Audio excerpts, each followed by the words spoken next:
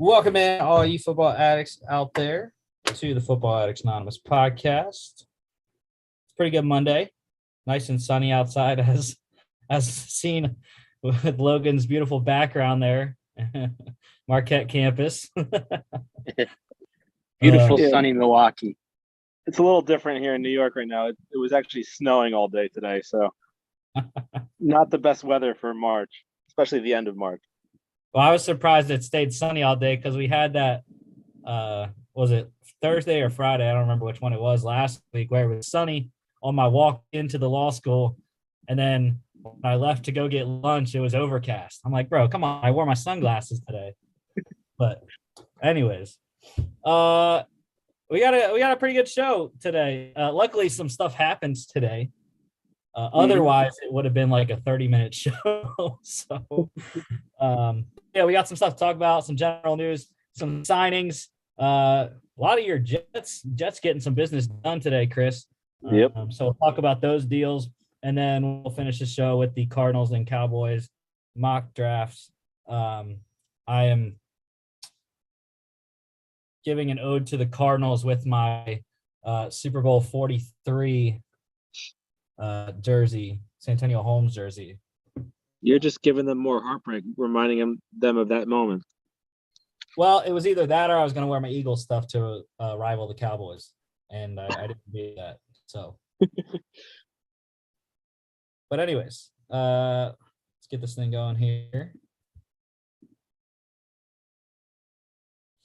Starting off, we have the last. Actually, we still need to figure out who his partner is.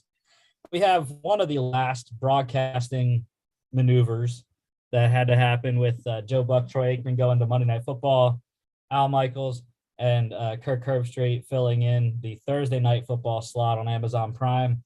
So we were wondering who's going to fill in Joe Buck and Troy Aikman's seats for Fox Sports' number one broadcast crew. We found out who the play-by-play person is going to be. That is Kevin Burkhardt. Will move up to the number one slot for Fox Sports. Mm-hmm.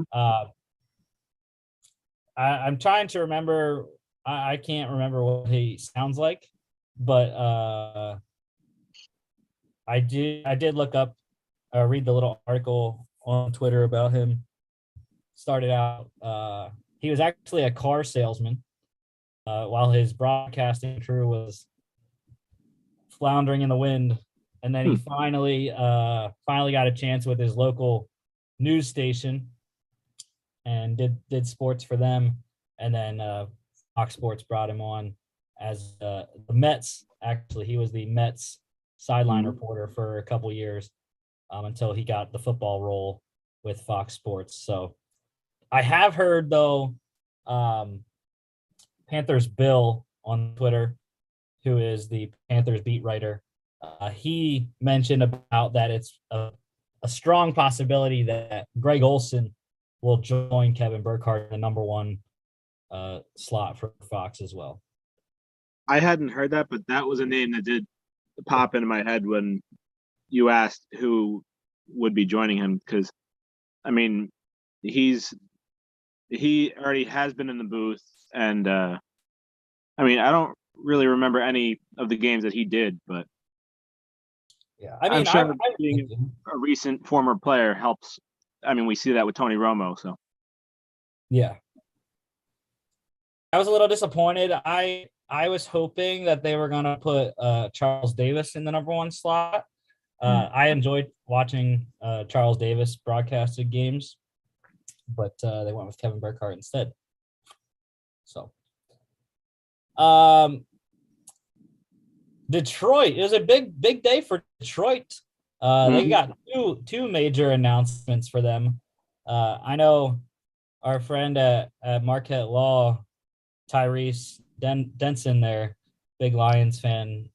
I know he was happy when I talked to him about the first thing here. So it was announced today the Lions will be featured on this season's episodes for Hard Knocks with training camp. That's got to be something to watch Dan Campbell, man, on Hard Knocks. Yeah. I think it'll be a lot of fun to watch that. I mean, they are among one of the worst teams in the league, at least coming into the season. Who knows how they're going to do next season? But yeah, Dan Campbell alone makes me want to watch that show. I don't remember the last time. I mean, I really haven't watched that show in a long time. The last time I really paid attention to it was when the Jets were featured with Rex Ryan, because that was quality television there. But yeah, it was. I don't know if you saw this part, but I was reading the article when I saw the uh, announcement come up, but it said that the Lions were one of 3 teams that could not refuse the invitation to be on the show. I think it was them, the Eagles, and the Jets, but it didn't explain why. It just said that it was part of the agreement with the league or something like that.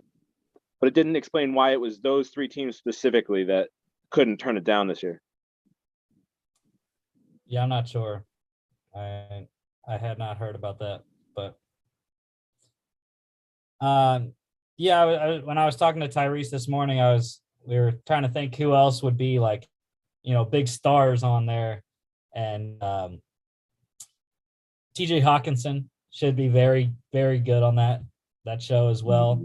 I'm not really sure about what other characters they have. I know Tyrese mentioned about Jamal Williams is pretty weird, so that might be an avenue for him to show himself on there. And defensively, I'm not sure how big of a personality Jeff Okuda has. I was but thinking I was thinking the Okwara brothers might be pretty good. Yeah. And possibly, I think Tracy Walker is pretty vocal as well.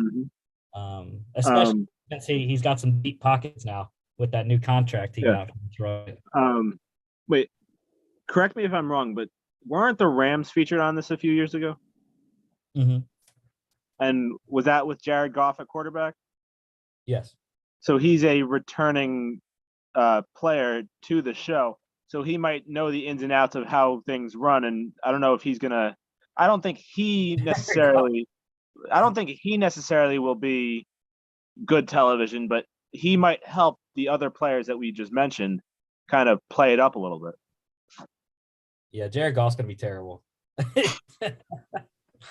I mean, I was sad that the Lions don't have David Blau anymore, because usually there's always a backup quarterback. Like when the Cowboys were on it this past season, it was, they had Dak talk a bunch, but then Cooper Rush was actually pretty good as well. Him and Garrett Gilbert together were pretty good TV. I'm Tim wondering, Boyle, man. Tim Boyle, Packers legend, Tim Boyle. I don't know too much about Tim Boyle and his personality though. That's why I didn't mention him, because I don't know. We'll see who else they have at quarterback then going into camp as well. Yeah, I was gonna say, if they somehow shock the world and decide to draft one of the quarterbacks number 2 overall. 32. I think 32, they're going to get one. Well, that too. I think that would be a very big focus in the Hard Knocks. Yeah. I think DeAndre Swift could also be very good. So, yeah. Another guy who's going to steal the show, Jamal Williams, another former Packer legend. He is huge personality guy. He's going to soak up a lot of attention. Well, I mentioned it was a big day for Detroit all around, because they also got a draft handed to them. Detroit is going to host the 2024 NFL draft. We announced last show the Chiefs got next year's draft, 2023. So the Lions will be the year after that, 2024. So big opportunity for Detroit to show itself the next 2 years. And maybe even improve on the field as well to build momentum. I do like what Dan Campbell and Brad Holmes have been doing in Detroit, kind of patching things up at the beginning, trying to build through the draft with acquired draft picks. So, yeah.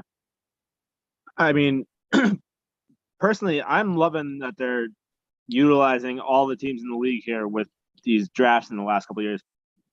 Obviously, being from New York, New Jersey area, I loved that it was always in Radio City for all those years because majority of the fans there were Jets and Giants. So it was kind of fun for me as a Jets fan to hear all the boos every time one of the players was announced or whatever.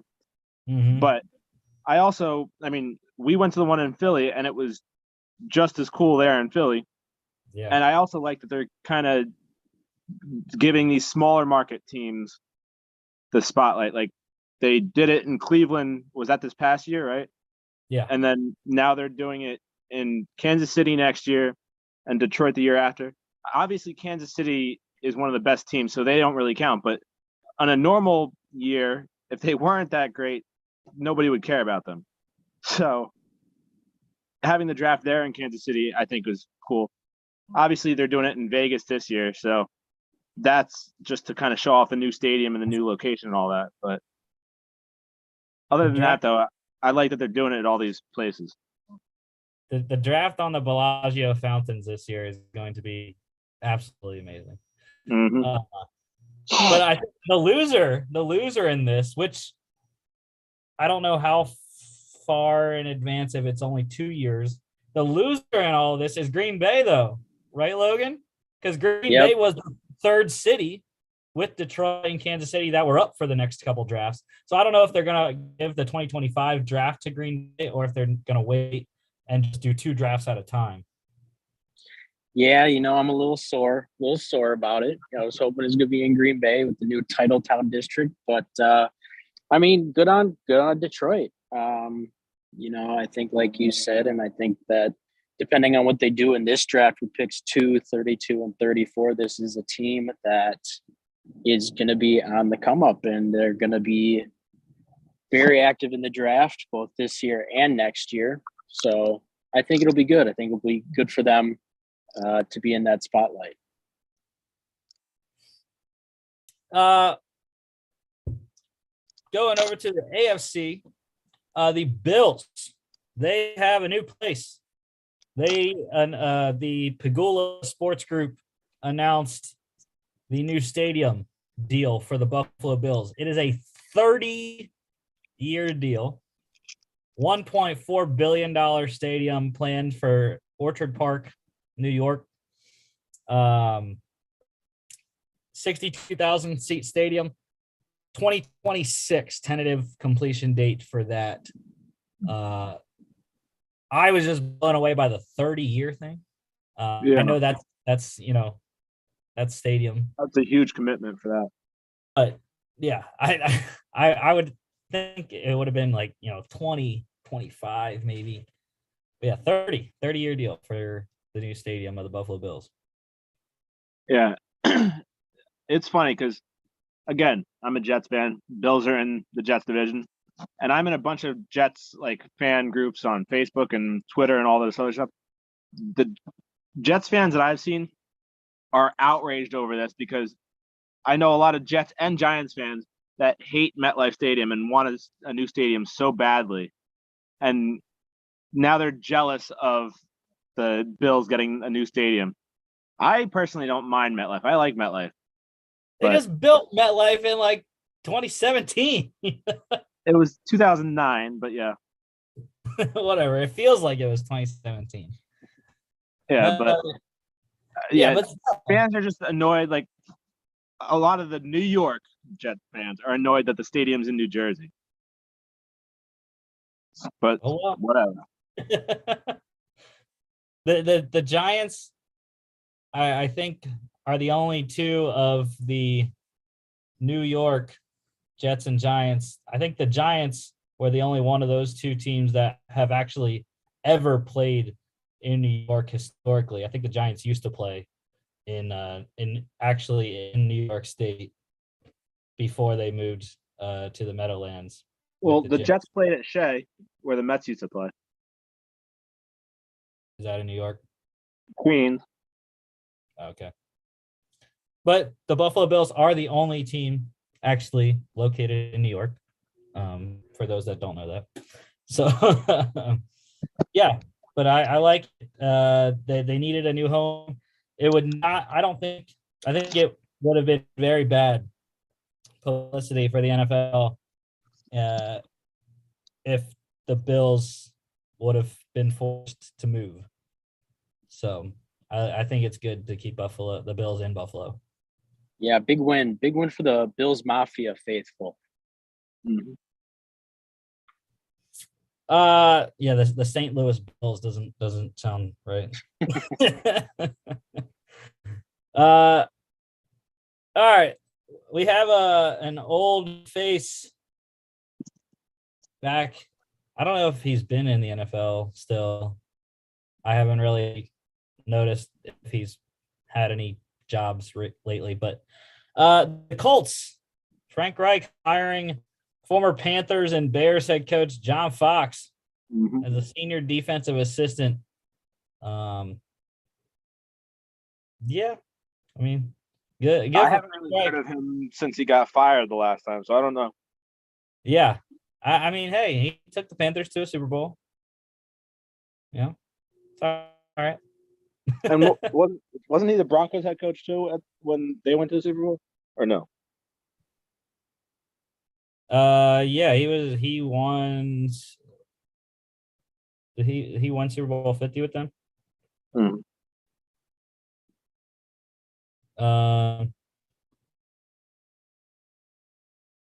Oh, he wasn't the Bears head coach. I don't know why I said that. He was with the Bears though. Mhm.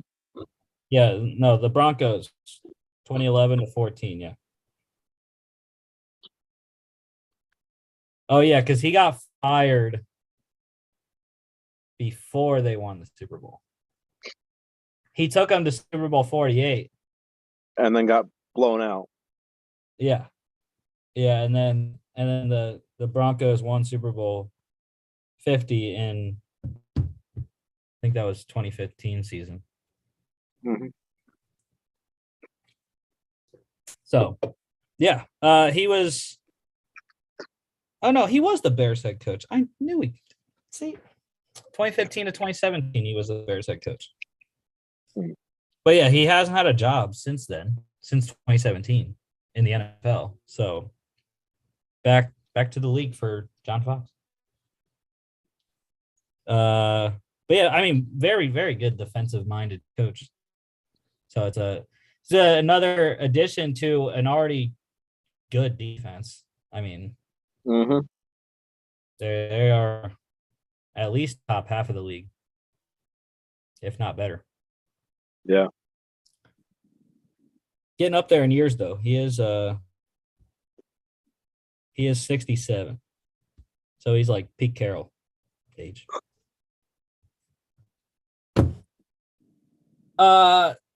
The Jags are looking for a new center as their starting center Brandon Linder has retired. A pretty decent career for Linder, I believe, all with the Jags. Could be wrong. This is why, this is why we have Wikipedia. Mhm. I don't know a If- whole lot about him, so I don't know. Yeah, 2014 draft pick, third round of the Jags. Yeah, 2014 to 2021 with the Jags, all with the Jags. So, 84 career starts. Hmm. His career. But again, I mean, yeah, not many people probably know about him because he played for the Jags his whole career. Yeah. And he wasn't the top center Mhm. any of those years. So, but again, I think he was a pretty good player. Played on some very, very bad teams. But also, I mean, he got to the AFC Championship there in 2017. So Mhm. his high Um, point. Now I wonder if this changes their draft plans at all. Like, do they go offensive line now with that number 1 overall pick? Well, it's a center. I know, but I mean, they probably have somebody that could play center, but draft somebody like Ekwonu or, well, yeah, I guess Ekwonu is probably the best option to be an interior lineman. And then, or they can go out and sign the guy from the Browns. I can't think of his name right now. Clowney. No, the offensive lineman. Actually, I think the center, J.C. Treader or whatever. JC Also Treader, the president of the Players Association. So yeah. Well, I always thought that they still should have drafted. They still should draft an offensive lineman. They need pass rush. That's unquestioned. They do need pass rush as well, considering behind Josh Allen and Caleb on Chason, there is nothing. Absolutely nothing. But if you're really trying to build around Trevor Lawrence, you can build the defense later. Or, like I said, I just mentioned a guy that you can get on the cheap right now in Jadeveon Clowney. So, and he's already familiar in a 3-4 system like he played in Houston. So, but my thing was draft the tackle at 1 because the tackle class is not as deep as the pass rush class. So you can get a pass rusher at 33 still. That will be probably in the second tier of pass rushers, I would say, because that's how deep it is. But that's just me. And you can slide. Again, I don't know why they franchised Cam Robinson for a second time. Dumbest move this offseason. But slide Cam Robinson into guard, and then you can put the rookie at left tackle. You have Jawan Taylor at right tackle, not the best, but good enough. And then if you can get, like you said, Chris, J.C. Treader, I mean, that would be a solid interior 3. Robinson at left guard, Treader at center, and they signed Brandon Sheriff to play right guard. So, I mean, that's a solid interior different offensive line for the Jags if they can do that. Yeah. And we all know that they really are desperate for the offensive line help because Trevor Lawrence couldn't stay on his feet last year. Yeah, he got pounded a lot. But yeah, so, and I mean, even if they wait even longer to get more pass rush help for the 3rd round, and someone I highly doubt he would be available. But if Tyler Linderbaum falls to 33, I mean, you have to at that point. But again, like you said, it depends what happens in the next couple of weeks if they do go get a J.C. Treader to fill that slot. Well, just like a quick side note with the Tyler Linderbaum thing, if he does somehow slip to the late first round, I don't know if the Jags have the capital, but they could also trade up for him late in the first round, especially if they want that 5th-year option.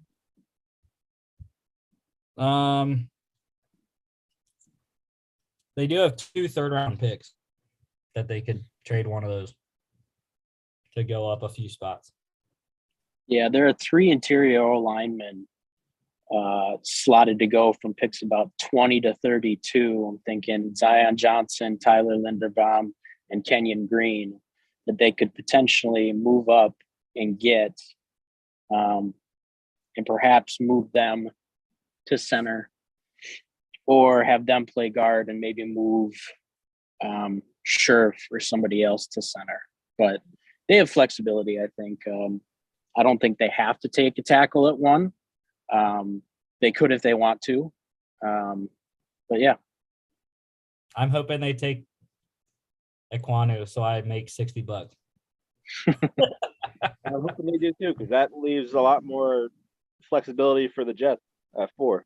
But also, if they wanted to go the reverse of what I said and wait on the center in the draft and take a pass rusher at 33, there's a guy out of Chattanooga, Cole Strange, who played very well at the Senior Bowl. Guard transitioned to center at the Senior Bowl and played well there. So that could be an option in the mid-rounds. Okay. This was the only restricted free agent offer sheet, I believe, in the league this offseason. The Bears had put out an offer sheet on Bills offensive tackle Ryan Bates, and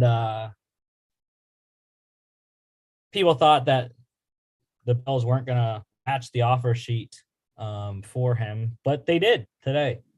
Don't have the exact details, but I did see that Ryan Bates is getting a new 4-year deal from Buffalo, which was what the offer sheet was from the Bears. So waiting on the numbers, but I don't think it would be too much, for a swing tackle there in Buffalo. Mhm. Other re-signings here. The Saints re-signed their number 2 wide receiver, Traquan Smith, 2 years, $6 million, $2 million guaranteed. Weirdly enough, Traquan he didn't get anything near what the other receivers are getting on the open market. Yeah, But I was kind of surprised to see him still out there, because I think he filled in rather nicely as the number 1 target over the last year plus. I mean, granted, the second half of last year, he really didn't have a quarterback to throw to him. But like when Jameis Winston was in the first half of the year, I think he played really well. Severely disappointed in fantasy. I absolutely hated Traquan Smith. I started him a couple of times and he got like no points. So that was very annoying. Also had a couple of games where I had bet on his props. Didn't meet them at all. I'm thinking about the Seattle game. That was absolutely terrible. One of the worst games of the year. The Saints and Seahawks, where no one could score at all. So, but he lands back in New Orleans, gets another shot next couple of years to play with Jameis once again. Mm-hmm. Jets, Chris, signed 2 kickers. I was surprised. It was weird. So over the weekend, yesterday, I think it was, they announced they signed Cowboys kicker Greg Zuerlein. Uh-huh. I was like, dang, the Jets got a player at kicker now. All right. But then today, though, they go ahead and re-sign restricted free agent kicker Eddie as well, 1 year, $2.75 million.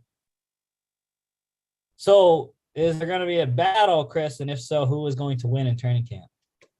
See, I was kind of confused with the Greg Zuerlein signing because I had heard that they had already moved forward with Pinheiro as their kicker. So yeah, I think that they're just signing Zuerlein as insurance / to push Pinheiro, because I think Eddie Pinheiro actually performed really well for the Jets last year. And yeah, Zuerlein's a good kicker, but he's nowhere near the kicker he used to be when he was with the Rams. So I think he's more of he's getting signed based off of name alone rather than performance. And I think, yeah, Zuerlein's main purpose is just to push Pinheiro, and ultimately I think that Pinheiro is going to win the job. But I mean, we'll have to see. But yeah.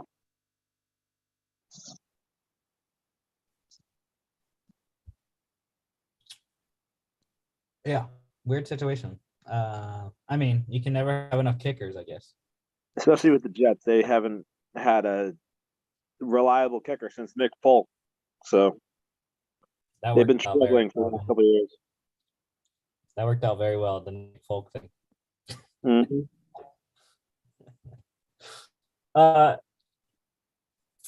Some free agent signings from the weekend here. The Chiefs added to their running back room, signing Bucks running back Ronald Jones to a 1-year deal. I feel like the Chiefs are starting to become like the Patriots, where they just sign a running back every year. Mm-hmm. So now they have CEH, Ronald Jones. Who else they got? I don't even know because they cycle through them so often. It is funny though that he ended up getting a job because I believe that happened on Friday night after we were done with the show and after we had talked about him because we were talking about Leonard Fournette down in Tampa. So Yeah, so of they course it have happened after that. so they have CEH, Rojo, Derek Gore, and Tennessee legend Brendan Knox. So they actually don't have that much quality depth, actually. I thought they had more, but I guess a lot of those guys are on 1-year deals or expiring contracts. So Yeah. they I do have a have feeling I'm gonna like Rojo's value in late rounds of fantasy drafts. Mm-hmm. Yeah, considering CEH's injuries issues last year, they do have the amazing Michael Burton at fullback, who they signed from the Saints this year. So, yeah. But yeah, Rojo could be interesting. Again, CEH just has not, they drafted in the first round a couple years ago, and he just has not been that guy for them. Hasn't been able to carry the load for a whole season. Yeah. The Eagles signed Chargers linebacker Kaiser White to a 1-year deal. I was happy about that. It's not a flashy signing. He did lead the Chargers in tackles, I believe, the last 2 seasons. Mm-hmm. So, pretty good linebacker. I'm still kind of salty they let Alex Singleton. They didn't re-sign him. And then he goes to the Bears, I think is where he landed. Mm-hmm. But, yeah, I mean, the Eagles have shown they don't prioritize off-ball linebackers, so this is what they do almost every year. They sign a cheap veteran to play linebacker from. So, and then your Jets today, Chris, signed Raiders defensive lineman Solomon Thomas to a 1-year deal. Nice, value signing there.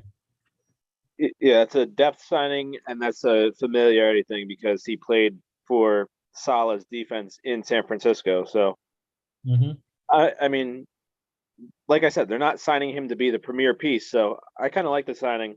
Obviously, Thomas hasn't lived up to his expectations being, what was he, the number 2 or number 3 overall pick the year he was drafted? Yeah, 3. Yeah, that was the draft we were at, wasn't it? In our draft. Yeah. Number 3 overall, yeah. So obviously he hasn't lived up to those expectations, but I think he'll be a solid depth piece, especially, like I said, being in a familiar system.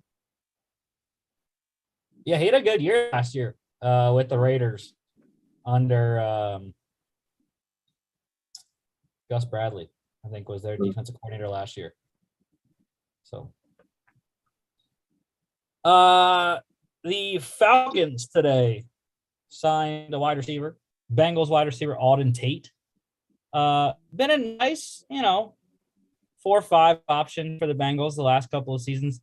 Has added value in the return game too. Returns punts and kicks, so that could be a piece to kind of, decrease the wear and tear on Cordell Patterson, because I know Patterson was returning kicks, especially late in the year for Atlanta. So maybe kind of helping out him a little bit there in the return game. And then the Vikings today, they signed Dolphins offensive lineman Jesse Davis, 72 starts over 5 years in Miami. I really like Jesse Davis. Nice interior piece for them. Can play guard and center, I believe. He's a natural fit at guard, but I think he does have versatility to play center. And the Vikings were another team that needed some interior O-line help this offseason, especially transitioning to Kevin O'Connell's offense. So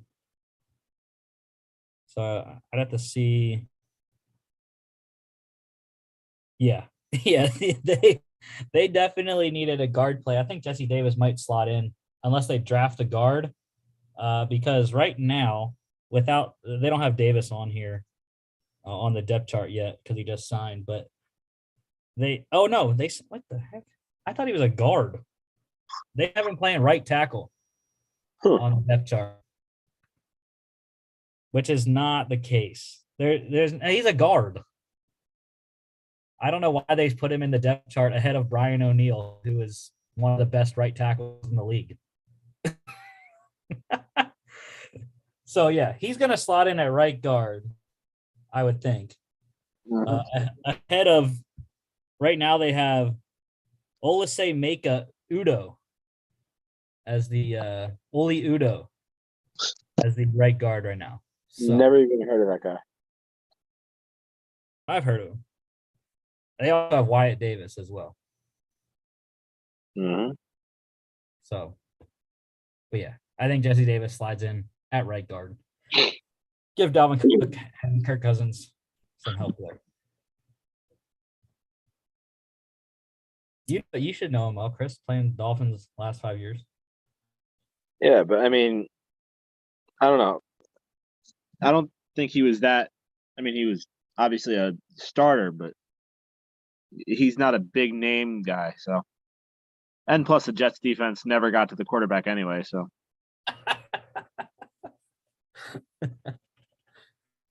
And then last thing we have for NFL news here, as I only have one tweet notification, so that's good. Actually, I have more than that, I think. But nothing NFL wise, though, I don't think. And Hana, Ohio is calling me right now. That's cool. But yeah, last thing we have NFL news here. The Patriots, they hosted former Browns and Giants safety Jabril Peppers for a visit today. I don't know how that would fit, considering all the safeties they have in New England already. Re-signing Devin McCourty this offseason. They also have Kyle Duggar and other. We mentioned on Friday's show how desperate they are for cornerback help. Not saying that they would do that with Jabril Peppers, but maybe they think somebody that they already have at safety could be converted or has the flexibility to play corner. So I don't know. Yeah, I think what Bill's looking at is converting him to a linebacker. That too. Yeah, when Peppers was coming out of Michigan, they had him playing all over the place.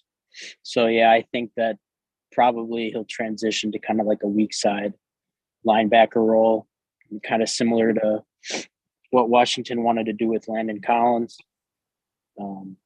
I think that's probably where he'll go. What Mark Barron did. Mm-hmm. When Mark Barron played for the Steelers, and before that the Rams, he also played linebacker for the Rams as well. So okay, that is all the NFL news at today. Nice 40-minute segment there. Would have been way shorter if none of that stuff would have happened today. But all right, finish off the show here with our mock drafts continuing. So we have the Cardinals and Cowboys. Cardinals both own their own picks in the first 3 rounds. Cardinals 23rd overall in the first, 55 in the second, 87 in the third. Cowboys 1 pick behind them in each round, 24, 56, and 88. So we're going to have back-to-back picks in all 3 rounds. And I was talking to someone today, and I was like, yeah, I have no clue what the Cardinals need. So luckily, the mock draft network is going to tell us what they need. Because, again, Cardinals always need corners. That's what I do know. Yeah, they got a few needs. They need corner. Chandler Jones is gone. They need edge help. They got whooped in the playoffs up front, so they need some O-line help. They need a wide receiver.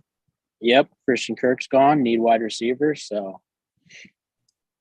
okay. So we got Aiden Hutchinson at 1 to the Jags, Kyle Hamilton to the Lions at 2, Evan Neal to the Texans at 3. Your Jets, Chris, Ikem Ekwonu at 4.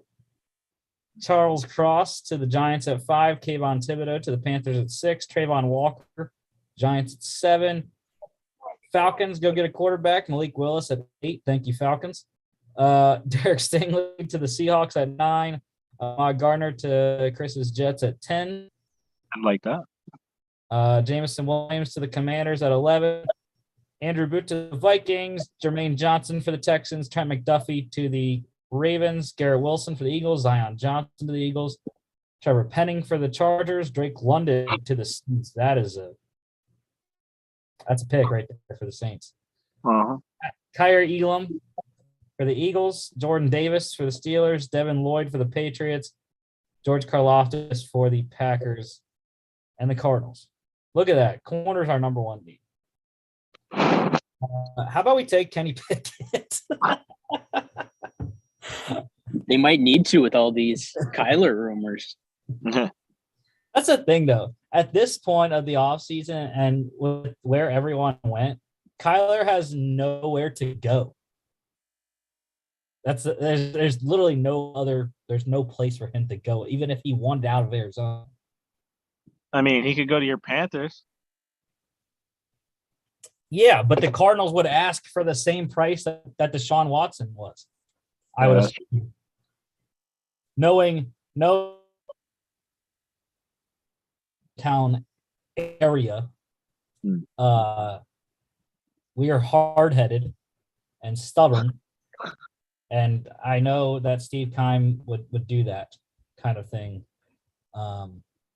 So there are no corners available. So we're going to go edge, I guess, or we can go wide receiver. The top edge is Boye Mafe at 32. We also have David Ojabo coming off torn Achilles. Probably not even going to play half to 3/4 of the season. Yeah. If the whole season at all. Wide receiver is the next one. So we do have 3 here. How do we feel about those 3? I mean, out of those 3, I think my favorite is Chris Olave there. But they do need to replace Christian Kirk, who I believe was the slot guy, right? But they already have a slot guy. They drafted Rondale Moore. Oh, I forgot about him, so never mind about the slot thing. Yeah, I agree with Olave though. Yeah. Yeah. I think Olave is a better fit because Traylon Burks is kind of that power slot guy. And since they already kind of have, I mean, Rondale Moore is short, but he's kind of a power slot guy in how rocked up frame he is and how, there was that stuff circulating about him, squatting like 500 pounds and stuff. So I think they got slot, set. I think Chris Olave could be that kind of outside X receiver / deep threat that they could use. Yeah, they need another outside to replace AJ Green. And I think they also need a possession receiver over the middle because, Nuke is the jump ball, big body receiver. And then, like kind of said, Moore is minuscule and the quick speedster slot guy. Mm-hmm. So I think they need to get Olave over the middle, even though they do have Ertz at the tight end to help that, but they need that other outside receiver. So Olave to the Cardinals, 23. Cowboys also need edge rush. Again, none at the top. Boye Mafe, though, and David Ojabo down here. Safety, we have a couple. Daxton Hill, Lewis Seen. I don't really see either of those guys as first-round guys, though. They need wide receivers as well. So do we want to go back-to-back wide receivers? They have what's his face? I am blanking on the guy they re-signed. Gallup. Yeah. Their number one wide receiver now. Who is not a number one. I will just flat out say that. It's not even a hating on the Cowboys thing. Michael Gallup is not a number one receiver. So they should probably go get a number one receiver in my mind, and that's Traylon Burks. Well, they still have CeeDee Lamb. So Yeah. True, I forgot about CD. I always forget about CD. But still, they do need another receiver. Losing Cedric Wilson in free agency and trading Amari Cooper. Yeah. And I don't know if you want to keep who you want to put in the slot. Because if you don't want to put CD or Gallup in the slot, then we should probably go Jahan Dotson. But if you do want to I would keep CD in the slot. Yeah. And put Traylon Burks on the outside.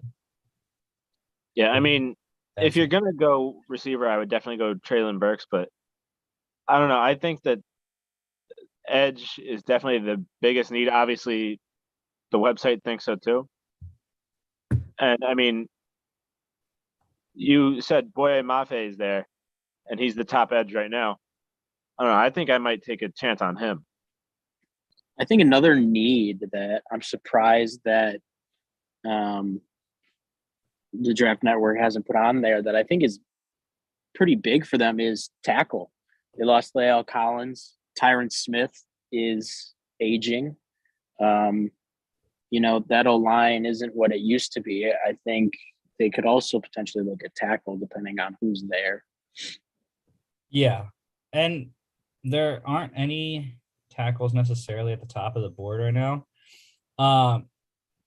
I think they have a lot of faith in Terrence Steele at right tackle. That's kind of why obviously they let go of Collins for money wise too, but edge I don't see as that great of a need, even though it is their number one. They re-signed, which I don't know why they didn't put this on the depth chart. They re-signed Leighton Vander Esch, right? I haven't heard. I thought they did. No. Oh no, he is there. Never mind. He is there. I'm not seeing things right. But anyways, my thing is that they re-signed Leighton Vander Esch to let Micah Parsons play edge more. So if they still have Jabril Cox they drafted last year, who, Chris, you and I really liked him coming out last year. Mm-hmm. So if they leave Jabril Cox and Vander Esch at linebacker, off-ball linebacker, they put Parsons at defensive end. They re-signed DeMarcus Lawrence, and they also signed Dante Fowler. I think they can go get an edge rusher in the second round. Yeah. So I still think it's wide receiver. They did just sign James Washington, but as a Steelers fan, James Washington sucks. So, yeah, I would go Traylon Burks probably here. Mm-hmm. Granted, they do need safeties. They did re-sign J-Ron Kearse and Malik Hooker. Donovan Wilson is slotted as the free safety right now. But Traylon Burks for the Cowboys. Bills, Tyler Linderbaum, Nakobe Dean for the Titans, Kyler Gordon for the Bucks, Devontae Wyatt to the Packers, Jahan Dotson. That's such a fit right there. Jahan Dotson replacing Tyreek Hill is just like perfect. Mm-hmm. For the Chiefs. Daxton Hill to the Chiefs, Tariq Woolen for the Bengals. Bro, why does this always happen? Kenny Pickett to the Lions at 32. Kenyon Green to the Jags, Boye Mafe to the Lions, Lewis Seen to your Jets, Jaquan Brisker, safety run, to the Giants, Jalen Petrie for the Texans, David Ojabo to your Jets, Sky Moore for the Bears, Seahawks get their QB, Desmond Ridder, Bernard Raymond to the Seahawks, Arnold Ebiketie to the Colts, Christian Watson for the Falcons, Quay Walker for the Browns, Perry and Winfrey to the Ravens, DeMarvin Leal to the Vikings, Tyler Smith for the Commanders, Sean Ryan for the Bears, Saints get their guy, Matt Corral, Kenneth Walker for the Chiefs. That nullifies the Rojo signing. Cameron Thomas, love that for the Eagles. Great edge rusher there. Daniel Fa'alele, also love that for the Steelers. Jamari Salyer, the Packers. Kirby Joseph for the Patriots. And we are back on the Cards. So look at that. We got some corners. We got one corner. I think that's what we got to do is take Roger McCreary because he's the only guy near the top of the board. Yeah, he's probably the best available corner. And that was the only obvious glaring need that the Cardinals have. So, yeah, I'd go with taking him. Thought I had the Cardinals depth chart up. Although, who else is available for edge right now? Logan Hall at 64 and Josh Pascal at 67. Yeah, so that would be a little bit of a reach. So I don't think I'd go with them right now. Yeah, I think you lock in McCreary. Yeah, because corner right now, Byron Murphy is their number one, which is fine. They have Marco Wilson and then a lot of blah. They did get Jeff Gladney, so if that works out, good for them. The other guys are Jace Whitaker, Breon Borders, who is a career special teamer, and Nate Brooks. Very great corner room right there. Yeah, see, and I don't think edge rush is as big a need. They re-signed a guy that I love in Dennis Gardeck. And then they also have Marcus Golden and Devon Kennard there as the top three edge guys, along with Victor Dimukeje, or however you say his name. But yeah, Roger McCreary to the Cards. All right, edge rush. Do we want to reach for Logan Hall?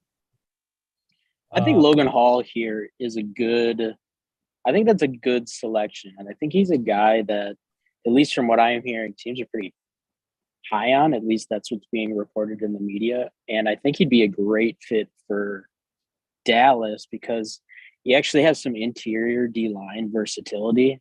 I mean, his size, I think he weighs in at 275. So he profiles right as an edge at the next level.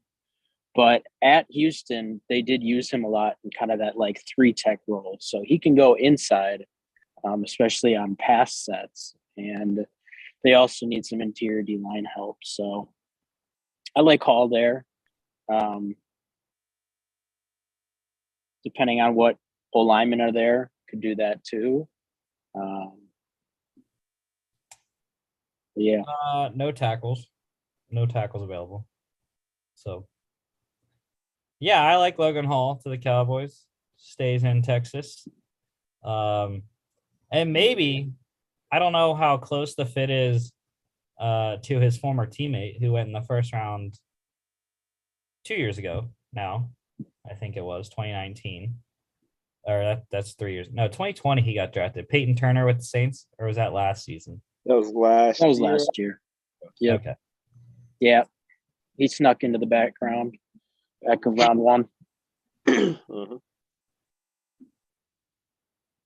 Bills go David Bell, Christian Harris to the Falcons, George Pickens. That's a big dub for Aaron Rodgers. Love that. Anyway, I think it's going to be an upgrade for him. Dylan Parham to the Bucks, Darian Kennard for the Niners, Chad Muma to the Chiefs, Nicholas Petit-Frere. I've been seeing that a lot in our mocks to the Bengals. Damari Mathis for the Broncos, Travis Jones for the Jags, John Mechie to the Lions, Brian Asamoah for the Giants, Darian Kendrick for the Texans. Your Jets go Isaiah Spiller. Trey McBride, love that selection for Trevor Lawrence with the Jags. Josh Pascal for the Bears. Edge run here.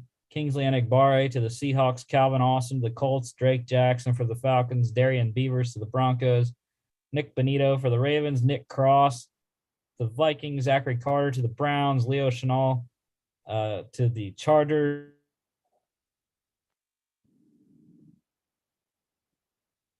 Need another quarterback, but they drafted Sam Howell. Anyways, Brees Hall, Saquon replacement in New York to the Giants. Tyson Anderson to the Falcons. No, stop. Stop. The Eagles don't need a quarterback either. Carson Strong to the Eagles. Ed Ingram for the Steelers. Mario Goodrich to the Patriots. Cole Strange to the Raiders. So that negates my. Actually, no, we were talking the Jags with Cole Strange. So, but anyways, Cardinals now. There's no edge. There's Sam Williams at 94. 7 picks, so it's not that bad. If we wanted to go that route. What running backs are on the board? Because they do need one. Well, there was a lot. We always get to the 3rd round, and there's always tight ends. And we're always drafting for teams that don't need a tight end. Uh-huh. The Cardinals just signed Zach Ertz to an extension. They re-signed Max Williams, so they don't need a tight end. Of course, we have all these corners now. We could double down at corner. Like I mentioned, I read the list of corners that they have. They do need a lot of corners. So, yeah, the next running back isn't. Well, you passed James Cook. James Cook. I'll tell you what, I would love James Cook in that offense. They got James Conner as the 3rd down power rusher. James Cook is the finesse guy. It would be almost the exact situation that he had at Georgia with Zamir White. Mm-hmm. So, I mean, that could be an option. But, I mean, if we're going to go that far down the board, Sam Williams is just right there. If we did want to go edge rush. I think there's a lot of options for the Cardinals, though, at this point. Yeah. All the corners available. I think for the Cardinals, with this scenario, it's BPA, best player available. And, I mean, because they already filled 2 of their top 3 needs. Edge, yes, it's a need, but I don't know if Sam Williams is really the answer there. So I don't know. Sam Williams is a good player coming out of Ole Miss, but I understand there are some off-the-field concerns with him, which may cause him to slip, and I think that's why he's in this spot. Yeah. So that's another thing, I guess, to kind of factor in. Yeah.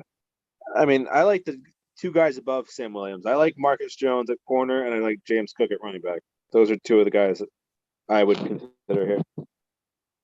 Yeah, I mean, I'm a fan. I like Alontae Taylor too, coming out of Tennessee. He had a nice Senior Bowl. Did well at the combine as well. Sam Williams, I think I don't necessarily see him as a 3-4 outside linebacker though. I think he's more of a 4-3 guy, defensive end wise. Could he slide into a defensive end in a 3-4? Possibly. He would have to bulk up though. The Draft Network has him at 261. That's a little light for a defensive end in a 3-4 scheme. But yeah, I think what it depends on is what the Cardinals want to do in terms of returner, because we've mentioned it however many times. Marcus Jones adds return ability to whatever team he's going to. Mm-hmm. And right now they have Rondale Moore as both the punt and kick returner. I highly doubt he would be the kick returner. I think that's going to go to Eno Benjamin, who they have as the backup kick returner right now.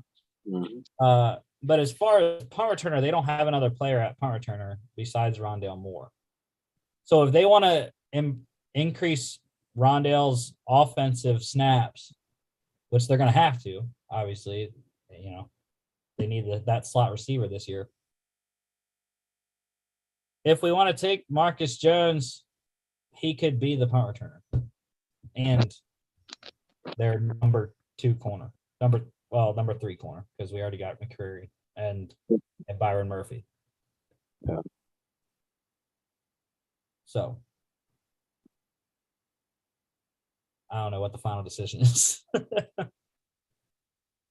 Like I said, I'd be good with either Marcus Jones or James Cook. So one of them. I think you got to go with the guy that can do more things. Even though James Cook can both run and catch the ball, Marcus Jones fills in 2 phases of the game instead of just one. Yeah. And Logan knows special teams can win you games. Special teams, special teams, special teams. If the Packers used every single draft pick on a core special teamer this year, I wouldn't even be mad about it. All right, Marcus Jones, say the Cardinals double up on corners there. We don't have any safeties for the Cowboys, unfortunately for them. But there is a tackle. Abraham Lucas out of Washington State is available here. I don't know why they have interior offensive line as a need. Because I like their interior offensive line right now. Unless they're talking about upgrading Connor McGovern. That would be the only thing I could see, because other than that, Zach Martin and Tyler Biadasz are the other 2 guys there. Now, do they have depth? No. There is absolutely no depth to the Cowboys' interior offensive line. Offensive line in general, they don't have any depth. But, yeah, Logan, they have tackle all the way down as the second to last need. Yeah. I find it interesting.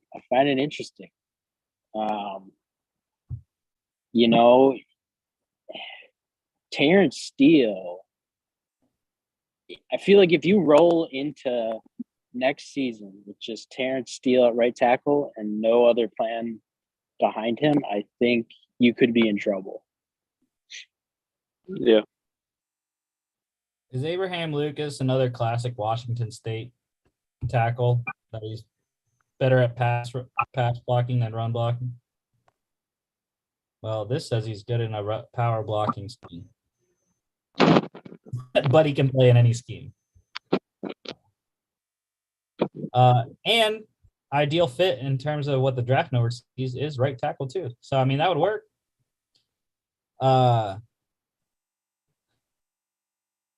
We don't have any interior offensive line anyways. So I think that's really the only thing, unless, like I said, they re-signed Leighton Vander Esch, but he's on a 1-year deal.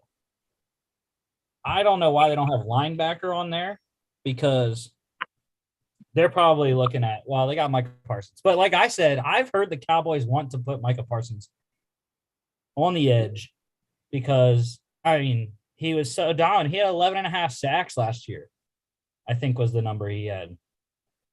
So he's a dominant pass rusher. Why not leave him there, even though he can play both?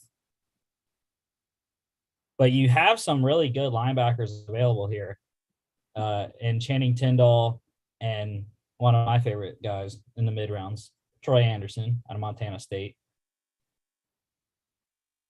So maybe we buck the board and go linebacker instead. Yeah, they don't need a tight end necessarily. They re-signed or they franchise tagged Dalton Schultz. So they might need a tight end, which we do have all the options in the world at tight end. Their backup tight end is Jeremy Sprinkle right now. Nice. And then Sean. There's a lot of tight ends there that I would much rather have than Jeremy Sprinkle. So,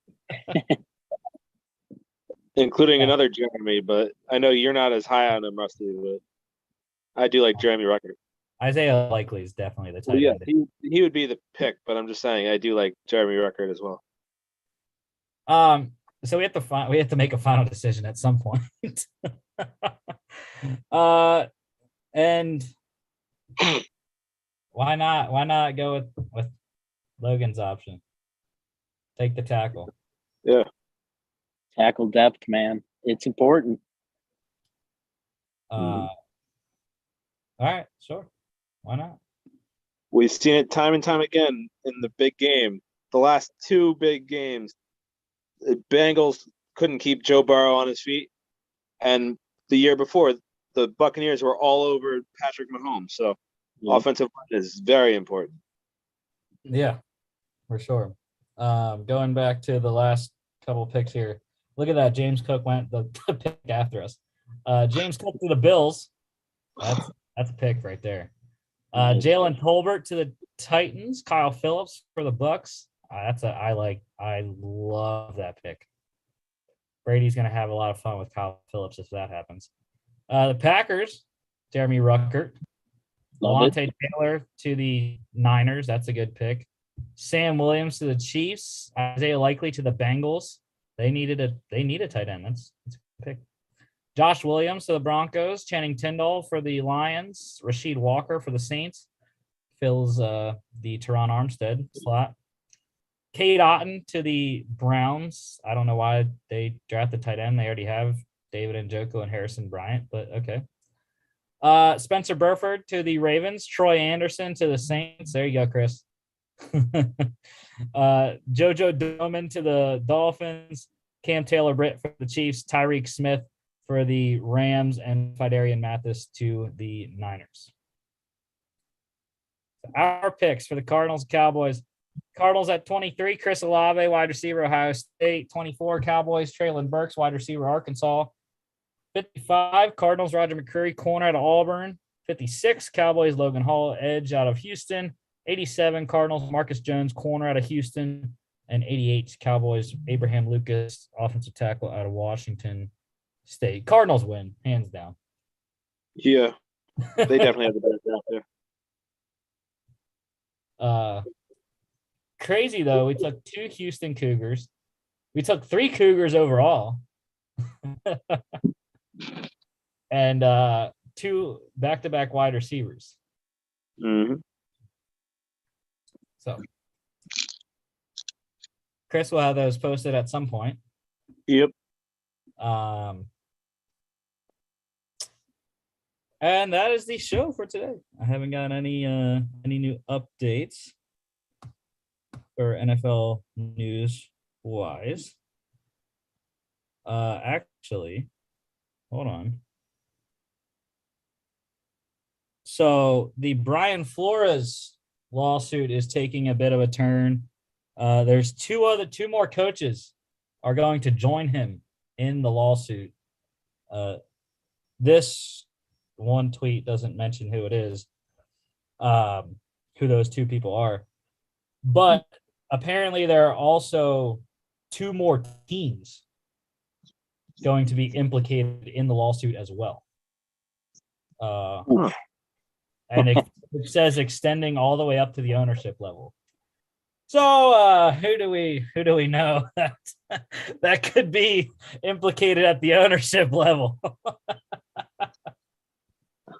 I got a couple in mind there. I think one person's initials are DS. He lives in DC. Yeah. Or his team is in. But anyways, yeah, that's the only new NFL thing that I saw. Nugget. But yeah, next Monday we'll be back. Still getting some free agency trickles in. Some big names still out there. So yeah, as we go through the second wave and third wave of free agency. And we'll also continue our mock draft series.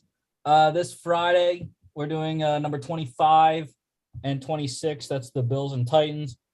And then next Monday, we'll be on 27 and 29. Skip 28 because that's the Packers' second pick. So we'll be doing the Bucks and the Chiefs with their 29 and 30th overall in the first round as well. Don't forget to follow us on all our social media at FAA Podcast on Instagram and Twitter. FAApodcast.com is our website. You can check us out here on YouTube, Facebook, Spotify, Apple Podcasts, iHeartRadio, etc. Thank you guys, and we'll see you back.